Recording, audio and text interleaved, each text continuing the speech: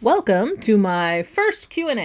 Hey everybody, it's Erica from America, your favorite flight attendant, and today is actually Christmas Day. And I don't know what I was thinking when I announced that I was going to be airing my first Q&A session today, because I did not realize it was Christmas when I said it. I know that sounds crazy. How could I not realize that it was Christmas Day? That's very common for flight attendants and pilots. Most flight attendants and pilots, we have no idea what day of the week it is. Sometimes we have no idea what month it is, because for us, our days come down to basically day 1, 2, 3, 4, 5, 6, or go home day. That's when we're flying. And then when we're home, it's a countdown to when we fly next. And our sequences are constantly shifting throughout the week. It could start and end on any day. So we count by the number of days that it is until we start working or till we stop working. And that's why we have no idea what day it is. So when I said I was going to go ahead and publish my first video on Thursday, I did not realize that Thursday was Christmas Day. But I've said it. I'm going to try to do it. This video is going to be really fast because I still got things to do today. Before I start this, though, I do have a question for you guys. What was your favorite gift today? I'll show you mine in just a few minutes. But first, I want to go ahead and jump into the questions that I've gotten from a few people. I have a couple questions about clothes. I have a question about seatbelt extenders. And I have a question about why am I working 2 jobs as a flight attendant? That's what we're going to jump into today. And then at the end, I'll show you what my favorite gift was.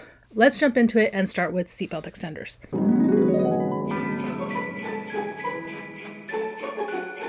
I couldn't find the question that somebody asked me specifically about seatbelt extenders, but I've had a lot of people ask me about them. Seatbelt extenders are available on every flight. The question was, when I read it, what if you have more people that need seatbelt extenders than seatbelt extenders themselves? The answer is very simple on that one. We basically call maintenance and we have maintenance bring us some extra new ones, and we don't close the door and we don't push until we get those because we have to make sure that every passenger on the plane is safe.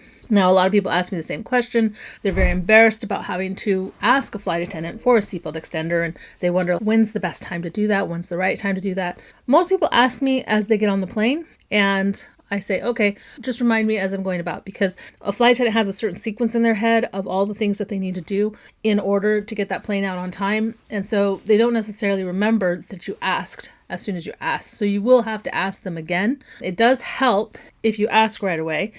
And then when they walk by, just kind of give them that seatbelt sign. And then they know what that means, that you still need one of those. Most of the time, it's best to ask the flight attendants in the back. I don't know if it's on all planes. I know on our planes, we keep the seatbelt extenders in the back. And that flight attendant back there is usually the one helping put the bags away. When you put your bag away, just head all the way to the back and there's a flight attendant back there.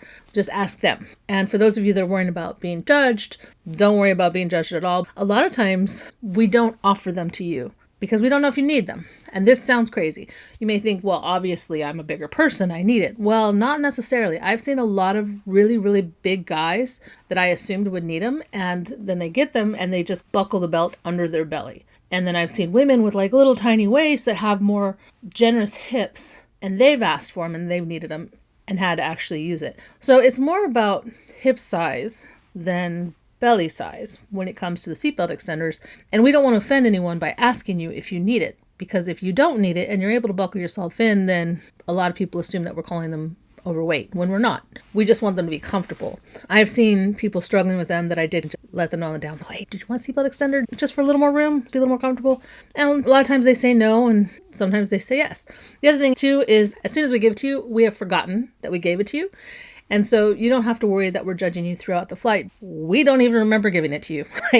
We're supposed to get that seatbelt extender back from you before you get off the plane, and we forget all the time. A lot of times the cleaners find them and they set them aside for us to find. Honestly, we have no memory of who we gave them to. So don't worry that we're judging you if you need one. We're probably not going to ask you if you need one, no matter what your size is, unless we see you struggling with the seatbelt. And the best person to ask is at the beginning, as people are boarding, just go to the back, ask the flight attendants in the back. As soon as they give it to you, they're going to forget. Every now and then you'll get like a new flight attendant who's like really paranoid and freaked out. And then they might write down what seat you're at so that they remember to get it later.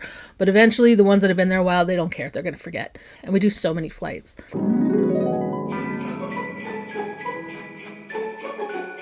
Somebody asked me, what is a good lounge pant that would hopefully get you upgraded to first class that is comfortable? I think it was a she happened to mention that Most lounge pants she didn't like because they fell down and they didn't have pockets and they weren't necessarily great material. So I wanted to show you guys what I buy real quick. And what I have is these ones. I know these are a little wrinkly right now. These are the blue ones.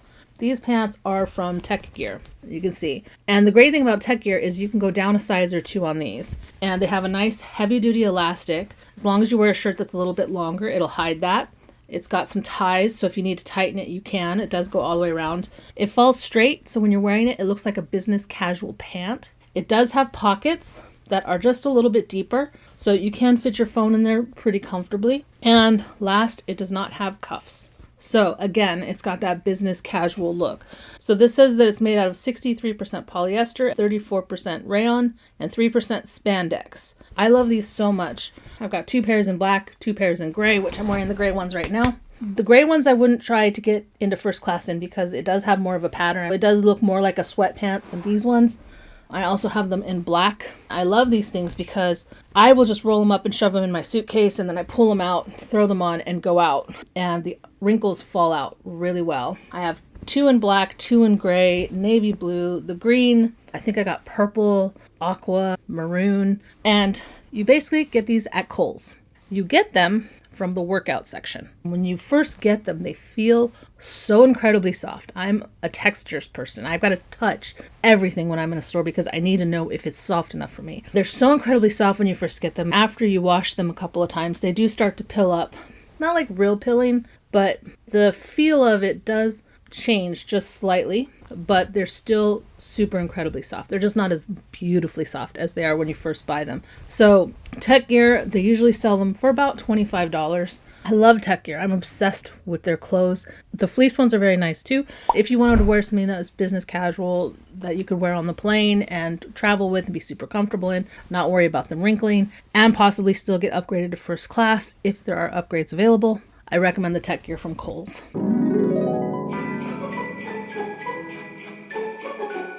Now let's get into the questions I could find. Here is one from Ellen Barnes.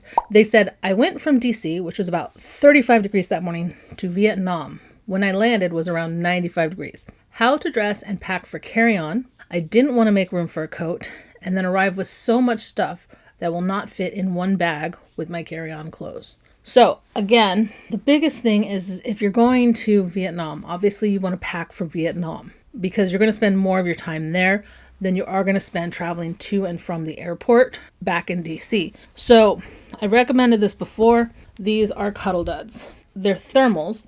Again, I get these from Kohl's. They are super, super thin. Look how small that goes into. And the material is very, very thin, very, very soft. I wouldn't use the fleece ones for travel.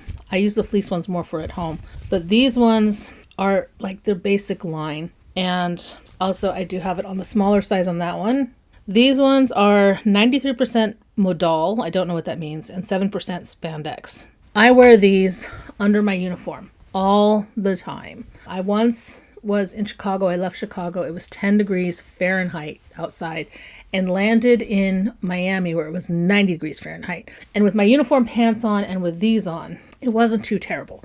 And these go under your pants. Also, if you wear this with a longer tunic kind of dress, because I am kind of Gen X, I don't think you should wear tight leggings and then show off your butt and your thighs. I would wear something that covers the butt and the thighs areas with this. And then you wear pants. I like the look of basically a tunic with pants under it. You see that a lot in the Chicago area. We have a lot of, I believe, Arabic women that wear that all the time around here. And I think women from India, if I remember right, also wear that look very often. And I think it's a good look. But the nice thing is if you then land in Vietnam, you can remove the outer layer of pants and then these will look like tights on you instead, but it'll be nice and thin. Obviously that's for women.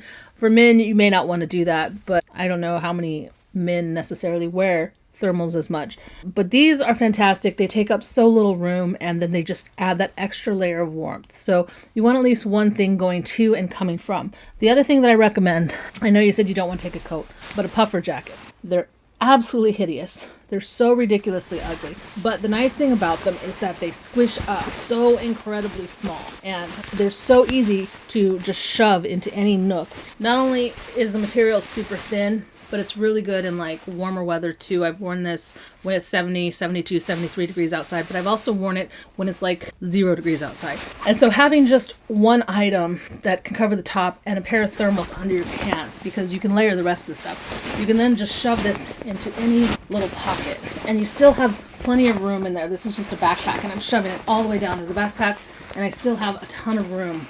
So a puffer jacket is by far the best jacket that you can travel with because you can fit it into any tiny space. The other thing that I do is instead of shoving it into my bag, a lot of times what I will do when I'm traveling is I will take the hood like this and I will shove it through the hole on my bag, just like that. And then what ends up happening is you don't have it in your bag, you have it on your bag.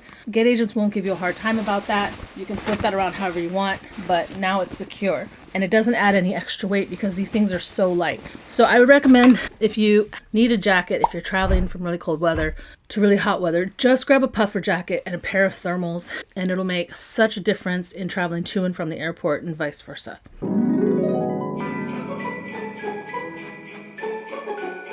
Finally, the last question. Somebody said, just curious, why do you work 2 jobs? I know in the video that this was linked to, I had commented on how large my house was. The fact is my house, I got really lucky. I bought it and closed on it January 27th, 2020. And you probably recognize the year. That's the COVID year. As soon as I closed on this house, the market exploded 2 months later. I bought this house for $73,000 out of foreclosure and I fixed it up. It's basically a multi-unit. So when I say this house is so big, the kids live in the apartment upstairs and me and my husband live in the apartment downstairs. And so we can't hear them, they can't hear us. But I do 2 jobs. A lot of flight attendants do 2 jobs. And part of that is because the pay really sucks. For me though, I actually kind of fell into research by accident and I love doing it. If I do have ADHD, it's the perfect job for me because I like to hyper focus on data and research. The part of the research that I do is I collect ridiculous amounts of data. I have a database of museums with about 16,000 museums in it that I've collected, and I've got collections of colleges and bowling centers and all this stuff that I've collected over the years. And I just enjoy research. The great thing about research is not only am I learning a lot, which I love to learn, but I would also get to travel for the job sometimes. However, doing research is a very lonely job. It's one of those work from home remote type of jobs. I don't work to try to get rich or make a ton of money. I'm not really interested in that. I work just enough because I wanted to be around my kids as they were growing up. My husband was a stay-at-home dad, so I ran my own business and then I would also get to be home for all their important events.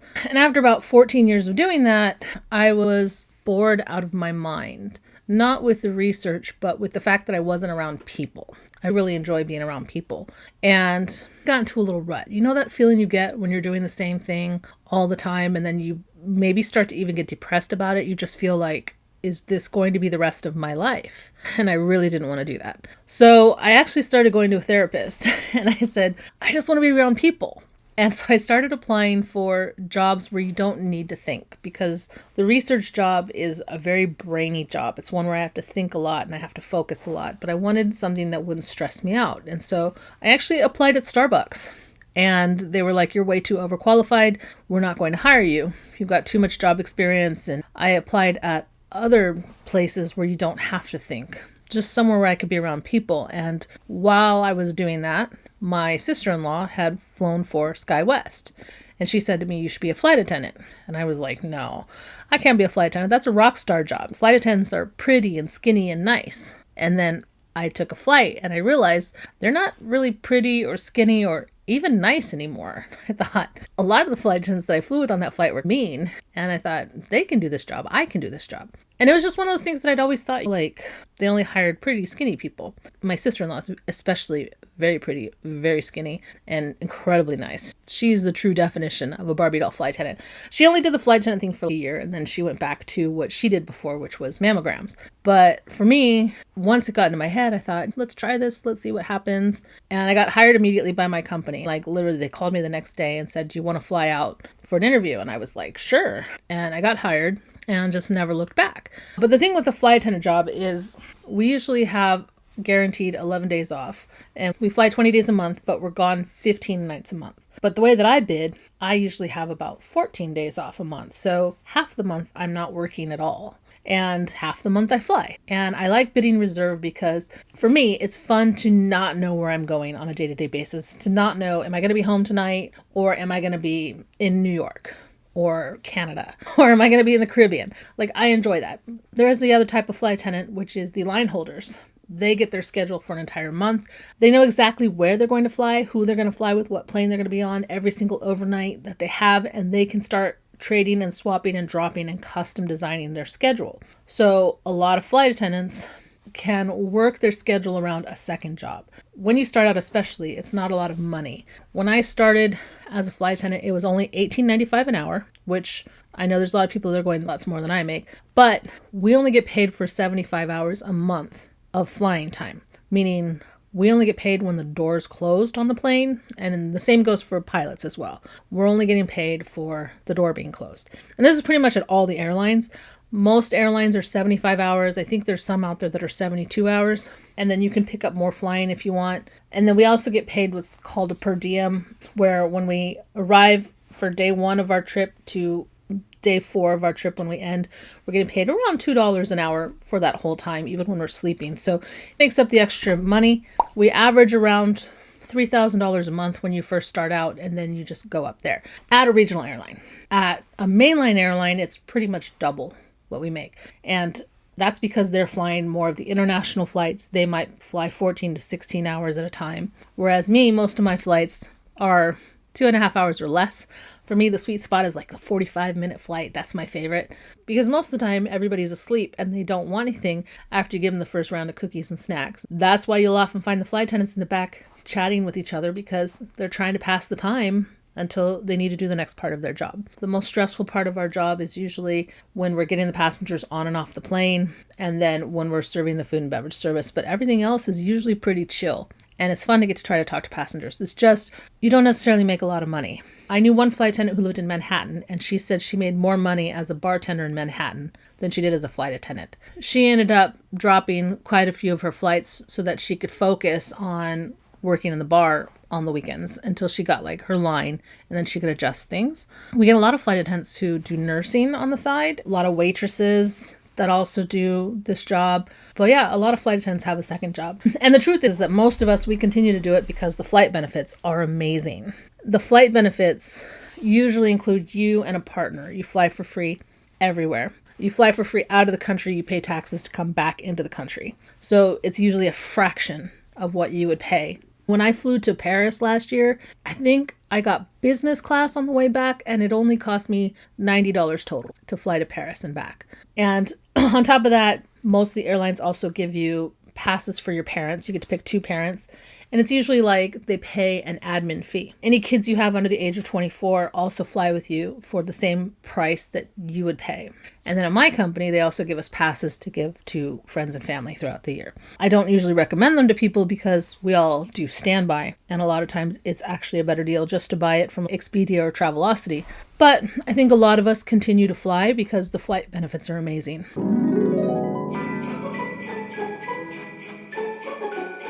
And finally, my favorite Christmas gift, this scarf my oldest one got me. The texture is amazing, and it's nice and thin, but also long. So that's probably my favorite just because I love texture. How about you guys? What was your favorite Christmas gift today? Or your Hanukkah gift, or your Kwanzaa gift, or whatever gift that you guys got for the holiday season? Put it in the comments below. I would love to know. Anyway, I hope you guys enjoyed this first session of Q&A with Erica, and I will see you in tomorrow's video when I show you what's in my tech bag. So if you want to see that, make sure you hit the subscribe button and the notification bell. Thank you guys for watching, and I will see you tomorrow. Ciao.